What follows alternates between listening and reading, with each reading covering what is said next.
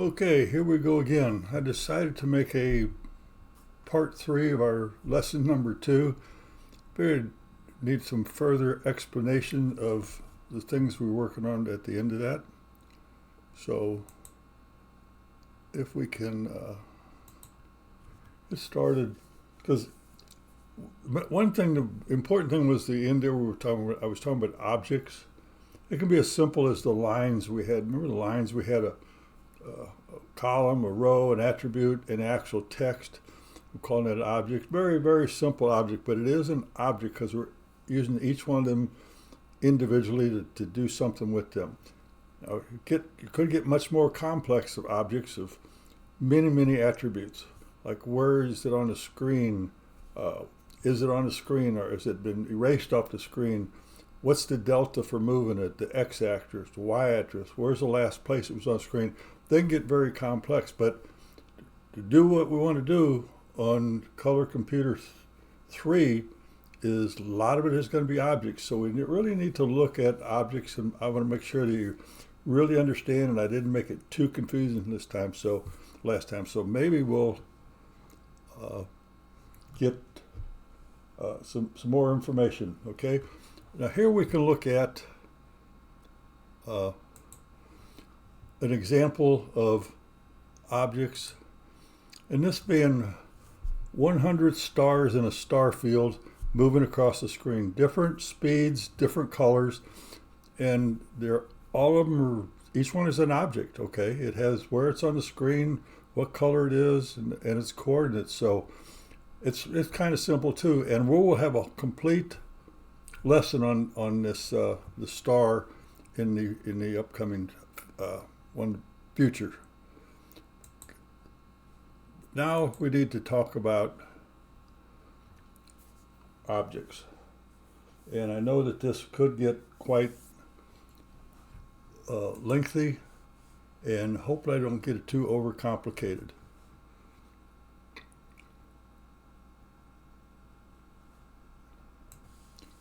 Okay, I want to go back to what we were talking about in part 2 of the object of the line with the column and row and attribute. And I kind of cut part of that assembly out and kind of break it down. So I want to make sure everybody understands what an object really does in the terms I'm using it for. Again, if you remember, we had our column, underscore column. We said we'd start them all in column 15. Our rows, we said we'd start in 2 and space them out by every 2 lines. Okay, and our actual object line, here's line 1 was an object, had a column and row, 0 times row and space, and then the attributes, underlined white and black, and then the actual message for that line. So now I've broken it down a little bit farther here. The same line we can take a look at. All right, column and row, column, okay, which is 15, and I've written down below what that really is. That would be a 15, and over on the left side I've split apart each byte of what this is. So 15 equates to 0f in hex. Our row was 2 plus 0 times 2, or if we look at the equation right here, 2 plus 0 equals 2, and over here it equates in what the assembled part as a 0, 2. And now the other piece of it is the attribute. And you remember back in earlier in the lesson we talked about the underline and the spacing, the colors. Right, well, we're using underline with a white foreground, a black background. And that equates to underline. If you remember, the first position in the that byte was blank, and the second one is underline. The white was in our in the common includes, we equated them, and white was the next 3 bits in there, which is 110, and black was the last 3, which is 000. Well, I put them here up and down for you so you can see them. And if you OR them all together, bring them down, we got blank no, underline yes, white, black, it comes up to hex 70. We'll go back over to where it's compiled, and that's what we have. The next part of our object would be the actual message, which is a FCN, or I don't remember what all that stands for. I think it's bigger. I don't remember what it is. And then characters, and the N stands, put a null byte at the end of this text. The null byte is used by print line to say, here's the end of the message we want to print on the screen. So I've taken this, here's what compiled out, and I've moved it over here to the side to get a better look at it. Starts out with our space, which is a hex 20. Hex 54 is a capital T, 65 is a lower e. And you can see them all the way out, each interpreted out all the way out. And then at the very end is a null byte, which is our 00 at the very end. So that's our object. Very simple, but that is it. And then further in the code, we put together, here's the names for each one of them segments of this object. Okay, the object column equates at 0 because it's the very first thing in that object is the column. The second thing is the row, so it's 1 byte in. The attribute is 2 bytes in, and the message starts at 3 bytes in. And we can see that here as we've seen before. The very first thing is our column of 15, our row of 4, and our attribute of 13 on this line here. And the 3 bytes in would be start here at 0, 1, 2, this space, and the line would be the third byte in. So to use it, here's the code I cut out of our program. Load register U with, okay, £, that's going to be, here's the direct address of line 2, okay, which would be the very first byte of this, or this column here, 0F. And then we'd branch subroutine to print line with a notation here, enter with column, row, attribute, and address pointer in register U. We did that up here. We loaded register U with the beginning of that line. And the actual code would be load register D. Remember, D is comprised of A and B. So we're going to load 2 bytes based off of register U offset by object col. Okay, object col, remember, is 0. So we're going to take, really, when it compiles out, whatever's in register plus 0, so it's going to be really the very first 2 bytes, which is going to be 0F04, which goes into registers A and B, which is our column and row. We'll do our jump subroutine to locate, which will move our cursor. Then our next instruction is going to load register A from register U offset by object attribute. Again, object attribute, look up here, it's offset by 2. Then we look at the actual object, starts here at 0F, 04 is 1, 02 is the attribute, which is 13 in this example. So we will load that 13 in register A, store register A in the cursor attributes. So now we've got our correct color, and then we're going to load the effective address in register X. Now this is, sometimes when you start out, this gets to be very confusing. So go back and study if you need to what LEX does. It's load the effective address in register X based on U offset by whatever is in front of this comma here. And if you remember, okay, we'll look up here, object message was offset by 3. So whatever's in register U, which remember, register U was pointing here to our 0F up here. Okay, plus 1, plus 2, plus 3 puts us right at that space in the actual text. So now register X has the correct address for when we do our jump sub print line. It will print starting there and print until it finds that null byte at the end. So I hope that I didn't make it any more confusing. If you need to, go back, stop this, back up, and take another look at it. Okay, now we're going to look at there we go. The stars you looked at earlier, we were moving 100 stars around on the screen, different colors, different speeds. Well, here's a cut out of that. Here's that particular program. Okay, I did this a long time ago just to test. So it's a couple years old. Anyway, I had a note in here. The star array itself, okay, an array is of 100 entries, and I put it in the low-res text area. I don't know why I did it, but I just did it back then, which is the 32-character screen. And it will hold exactly 100 star objects. I call them entries back here. For more than 100, you need to move them someplace else. So if you had this code, and we're going to do a complete lesson on this particular program here. So you'll have all this code to work with and look at then. So then I put some other stuff down here. Start a $sign 400, or that's where the 32-character screen is, where it ends, and to count the number of stars. Then when you look what that compiles to, it comes up to 65. Okay, in hex. Okay, in decimal that's 101. Okay, and we only have 100 stars, but if you go through a code, once you get above 100, which this here says, if you get to this number here, we're done with our objects. And then here's the object here. It's a little bit more, it's not really complex, but it's more complex than just the line one we did. So we got the beginning line address, or the row, and then the column, which is backward from what we normally do. I did this a long time ago. So, all right, we got our column position, we got our color, which palette this is, and the speed or motion.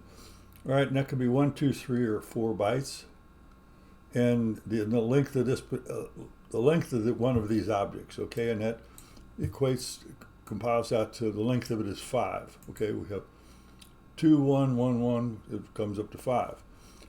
So that's a little bit more complex, but you can see that we have different examples in there. Because when we'll take our current position, and our motion will add, because we always stay on the same row. We're only going to change the column here. So we'll take our motion, add it to the current position. That could be 1, 2, 3, or 4 bytes we want to move over. And then we'll save that back in position, put it on the screen, and we'll go on to the next object or the next star and do that. We'll do that, go through 100 of them, then loop back up to the top and go through it. And like I said, we'll do a complete lesson on that. So we'll definitely get there. So now we really need to look at the lesson for today. The lesson for today is to continue on with what we did last time. We did lesson 02D, which, if you remember, had printed 7 lines on the screen, and we could change the line 4 to blink, not blink, and change the text. Okay, I've expanded on that just a little bit more, to see what more we can do with the objects. Okay, so let me. What I've done is I've added a help screen, just to show you what the good side of having the object for even messages. Okay, because we can use that print line, and it doesn't have to be for just the text messages that we did to put on that screen. For example, we can use any message anywhere on the screen with that same print line by building an object. Okay, so here was our print line routine. So we put lines 1 through 7. Well, by adding a help text, okay, here was our lines we put on the screen. If you remember, I'm going to go through fast. We did these 7 lines. Okay, what I did now is I've added another section down here for our help. I put the help column, the help row, and the help spacing. Same as it was for the normal screen we did before. And just to show you, we don't have to use that. This is a title line here. So I just hard coded it because I know where I wanted it. I didn't want to put a complete another set of equates in there. So I said I want to start in column 24, row 0. Red, white, and here's the message I want to put out there: color computer 3 help screen. And then the messages are just comes down like we did in the other one. It's just press B to add a blink, press the stuff that we could actually do. Okay, so we'll go back up here and show you what I did. Okay, I added some one extra byte. I can find it. Okay, I put it here, a thing called help mode. One character, it defaults to N. Are we in help mode? Yes or no? And defaults to no. We're not in help mode. Like I said, I add this main up here. We'll clear the screen, and we'll default, because we're going to come through here many times. So we want to make sure we're always, when we come to here, we're not in help mode. So we said no, and we do that. And if you press H, when it's asking you to press something in, we'll go to a routine now called help screen. Help screen, we load up a Y in register A, and we'll set it in, put it into that variable of help mode. Now we're saying yes, we are in help mode. Now we'll clear the screen and we'll print out all the help messages. And then we'll branch to do all. And you remember do all last time. All it did was print that line to us, and then it'll move a cursor down towards the bottom so we have a good clear screen. And we go back to the main loop. Okay, the main loop says get me another character. Okay, and that could be the blink or the no blink, etc., etc. So we get a character, and first thing we're going to do before we do anything, we're going to look at that help mode. What are we in help mode? Yes, we are. If we are, let's skip over, because we don't want to start blinking if we don't have that correct screen up there. So we're going to branch to someplace called skip. Skip is going to bypass all. The only thing too, when you're help mode, don't want to do two options. We want to be able to just quit and get out of here, or continue on. Continue on, all that's going to do is branch us back to main, which will clear the screen, take us out of help mode, and go back into normal. Very simple. I suggest you take a look at this code and see how that all works. And sooner or later here, I'll put it up on the screen and we'll take a look. So let me do that right now. Okay, I finally found the right screen. So, okay, we're going to load up this newest version and take a look at it.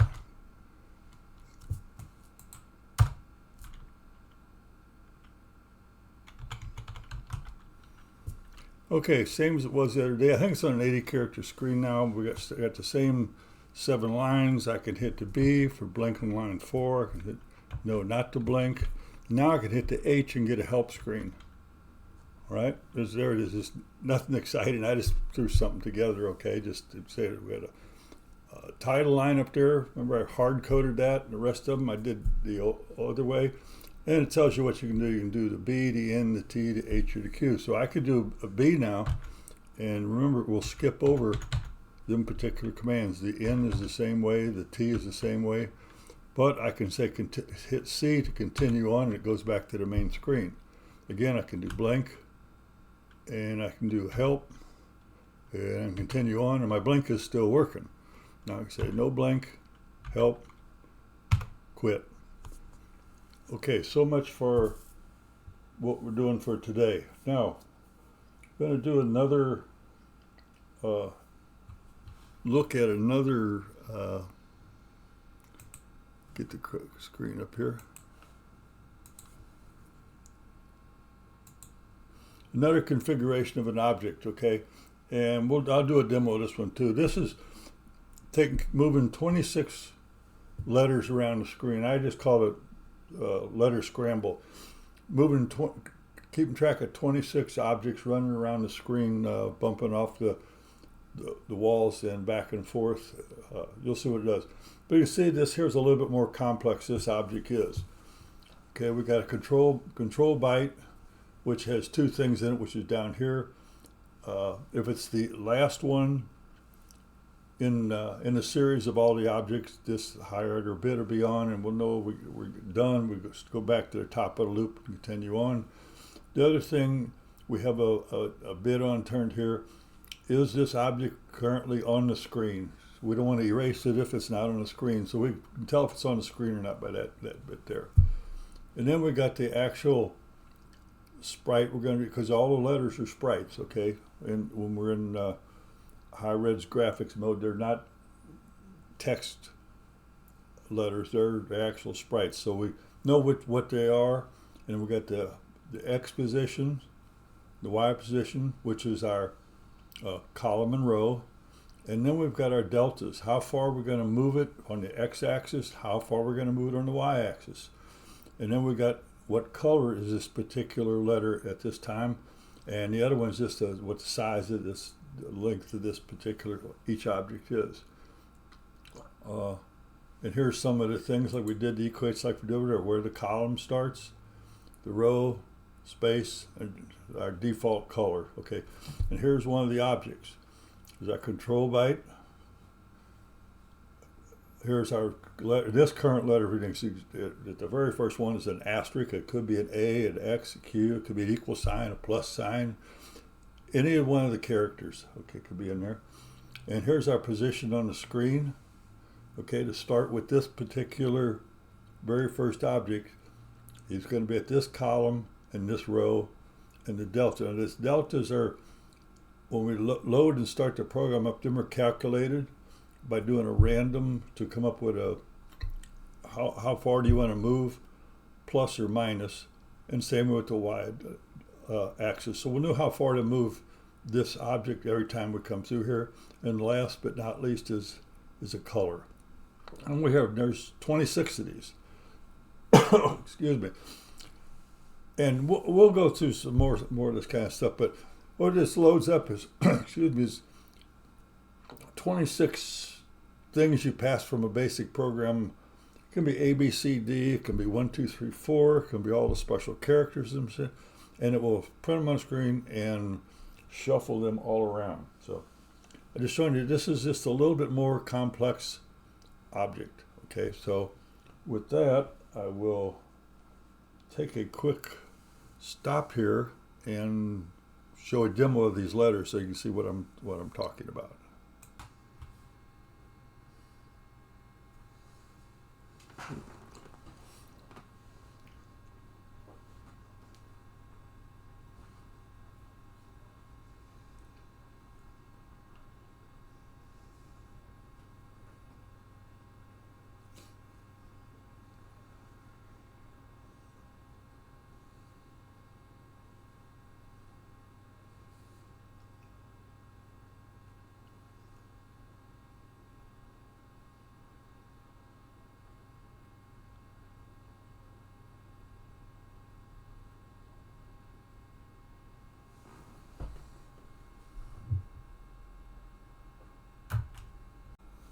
Okay, now you had a chance to see what that object did. So that's why objects are very important and stuff we're going to do in Color Computer 3. If you just want to print text on a screen, we can use it for that. You can also do that in BASIC. I bet you'd get more complex with your text screens, or especially if you have a game of some sort and you want a help screen, you'll be able to do it with various objects like we just went through. Now our next, again, if you got questions, suggestions, put them in the comments below.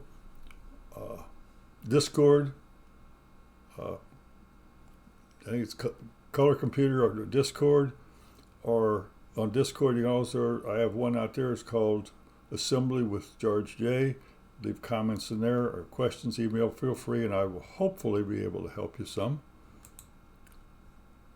Now, as far as next time, we're going to start getting more into the Color Computer 3 itself. A lot of the stuff we've done here, of course, we couldn't do it on a Color Computer 1 and 2 with the underline and blink, but you could use them objects the same way in assembly language there, with just smaller screens and not as many options. And cheat sheet here. Next time we're going to look at memory map of a Color Computer 3. Okay, you've probably seen that 100 times, but we're going to try to discuss it in detail. What it looks like when you turn the system on, what it looks like when you do H screen 2, what does it look like when you're in high-res text mode, the MMU, how it maps everything in the memory forum. We'll discuss all that stuff. And then we'll rewrite. Remember, we've been using locate and print line. Now, I don't know exactly if it'll be in the next lesson up, but we're going to rewrite them to where we don't have to use basic for doing them particular functions. We'll do them ourselves. We'll do our locate and print line. So look for that, and that's going to take me a little bit longer to get all these drawings put out, so we can look at what the memory looks like. But I'll get there. It is holiday season. I've got 2 grandkids are coming home from college, so hopefully I'll get something done. But right now they're a little bit more important than the MMU and the memory map. So anyway, enjoy this. Leave some comments in below, and you can subscribe at the bottom to keep track. So that's it for this this segment.